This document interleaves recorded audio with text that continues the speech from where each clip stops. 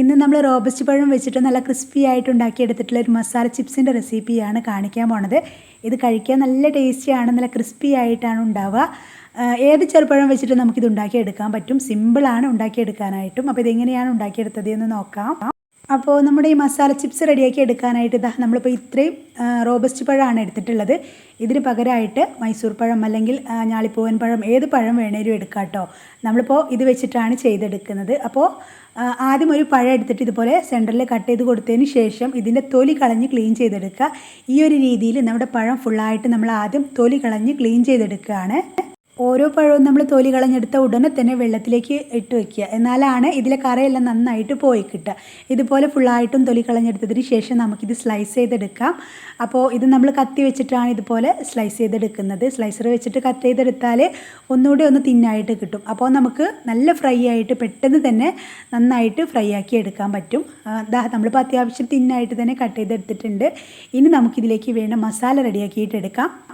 അപ്പോൾ അതിനായിട്ട് ഇതുപോലെ ഒരു ബൗൾ എടുത്തിട്ടുണ്ട്. അതിലേക്ക് നമുക്ക് ആവശ്യത്തിന് ഉപ്പ് ചേർക്കാം. നമ്മൾ എത്രയാണോ പഴം എടുക്കുന്നത് അതിനനുസരിച്ചിട്ട് ഉപ്പ് ചേർക്കാം. നമ്മൾ 1.5 ടീസ്പൂൺ ഉപ്പാണ് ചേർക്കുന്നത്. കൂടെ തന്നെ 1.5 ടീസ്പൂൺ അളവിൽ കാശ്മീരി മുളക് പൊടിയും അതുപോലെ തന്നെ 1 ടീസ്പൂൺ അളവിൽ മഞ്ഞൾപ്പൊടിയും 1 ടീസ്പൂൺ അളവിൽ ചിക്കൻ മസാല കൂടെ ആഡ് ചെയ്യുന്നുണ്ട്. ചിക്കൻ മസാല ഓപ്ഷണലാണ്, കയ്യിലുണ്ടെങ്കിൽ മാത്രം ആഡ് ചെയ്ത് കൊടുക്കുക. ശേഷം നന്നായിട്ട് മിക്സാക്കി എടുത്തതിന് ശേഷം നമ്മൾ ചെറുതായിട്ട് സ്ലൈസ് ചെയ്ത് വെച്ചിട്ടുള്ള നമ്മുടെ ബനാന ഇതിലേക്ക് ഇട്ട് കൊടുത്തിട്ട് ഇതുപോലെ നന്നായിട്ട് മിക്സാക്കി എടുക്കാം. നന്നായിട്ട് മിക്സാക്കി എടുത്തതിന് ശേഷം ഉടനെ തന്നെ ഫ്രൈ ആക്കി എടുക്കാം. അപ്പോൾ ഇത് ഫ്രൈ ചെയ്തെടുക്കാനായിട്ട് സ്റ്റൗവിൽ നമ്മൾ നേരത്തെ തന്നെ ഒരു ചീനച്ചട്ടി വെച്ച് ഇത് ഫ്രൈ ചെയ്തെടുക്കാൻ ആവശ്യമായിട്ടുള്ള വെളിച്ചെണ്ണ ഒഴിച്ചു കൊടുത്തിട്ടുണ്ടായിരുന്നു. വെളിച്ചെണ്ണ നന്നായിട്ട് ചൂടായി വന്നതിന് ശേഷം മാത്രം നമ്മുടെ മസാല തേച്ച് വെച്ചിട്ടുള്ള ചിപ്സിൻ്റെ പീസസ് ഓരോന്നായിട്ട് ഇതിലേക്ക് ഇട്ട് കൊടുക്കാം. ഇട്ട് കൊടുക്കുന്ന സമയത്ത് പ്രത്യേകം ശ്രദ്ധിക്കുക, ഫ്ലെയിം നല്ല ഹൈ ഫ്ലെയിമിൽ തന്നെ വെക്കുക. എന്നിട്ട് നമുക്കിത് നന്നായിട്ടൊന്ന് ഫ്രൈ ആക്കി എടുക്കാം.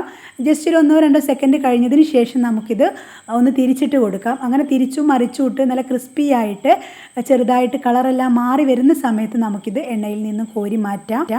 അപ്പോൾ ഇത്രയേ ഉള്ളൂ. എല്ലാവരും ഒന്ന് ട്രൈ ചെയ്ത് നോക്കുക. വീഡിയോ കണ്ട് ഇഷ്ടമാകുന്ന ലൈക്ക് ചെയ്യുക. ഇതുപോലെയുള്ള ന്യൂ റെസിപ്പിക്കായിട്ട് നമ്മുടെ ചാനൽ ഒന്ന് സബ്സ്ക്രൈബ് ചെയ്യുക. Thanks for watching.